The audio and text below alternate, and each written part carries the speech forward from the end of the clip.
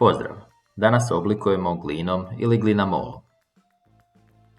Pripremite se za rad. Zaštitite površinu na kojoj ćete raditi podlogom, plastičnom folijom, kartonom ili nešto slično.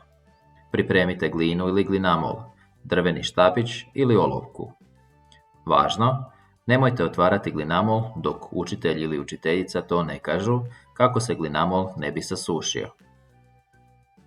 Zaustavite video i pripremite se za rad. Kako oblikujemo glinamolom? Glinu, glinamol, možemo obrađivati prstima i plastičnim ili drvenim nožićima, te štapićima i svime što nam pomaže. Pritom, moramo paziti da ne ozlijedimo sebe i druge. Glinu ili glinamol možemo dodavati i oduzimati, savijati, gnječiti, bušiti, odnosno modelirati. Osušenu glinu možemo navlažiti vodom.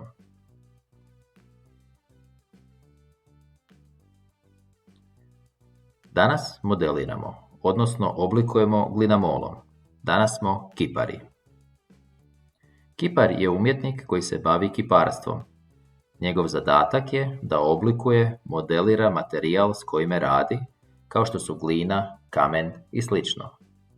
Kiparstvo je umjetnost oblikovanja tijelima u prostoru.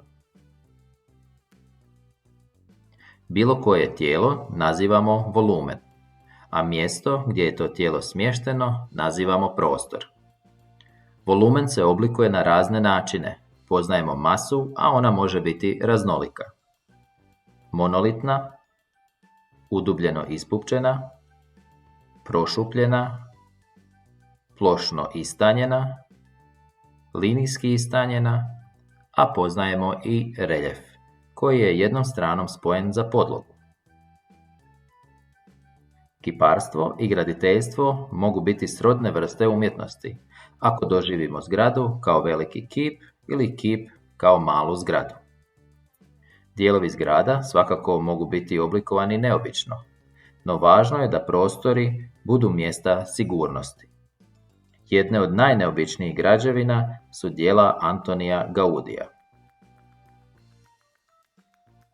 Uočimo na primjerima dijelova zgrada koji podsjećaju na razne biljke, životinje, zmajeve i drugo.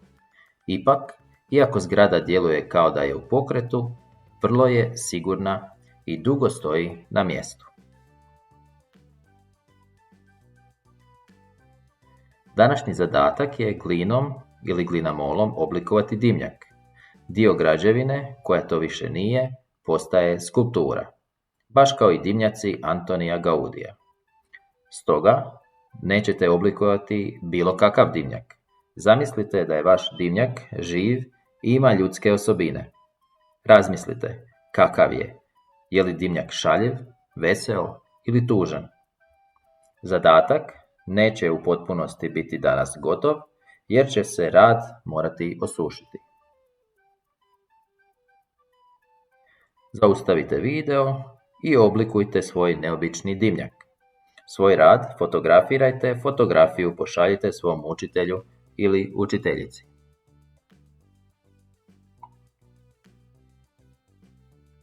Koji je bio današnji zadatak? Današnji zadatak bio je glinom ili glinamolom oblikovati neobični dimnjak. Kako se zove likovna tehnika koju smo koristili? Koristili smo glinu, odnosno glinamol. Što smo oblikovali? Oblikovali smo svoj neobični dimnjak. Svom dimnjaku dajte ime, opišite ga. Je li nježan, živahan, ljut, tužan ili sretan? Na što vas podsjećaju dimnjaci arhitekta Antonija Gaudija?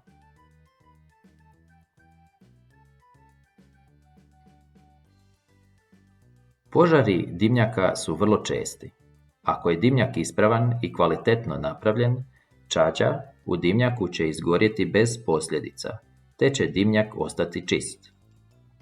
U slučaju da je došlo do požara dimnjaka, nazovite vatrogasce na broj 193 ili 112. Obavijestite susjede o požaru kako bi spremni dočekali vatrogasce. Hvala na pozornosti i pozdrav!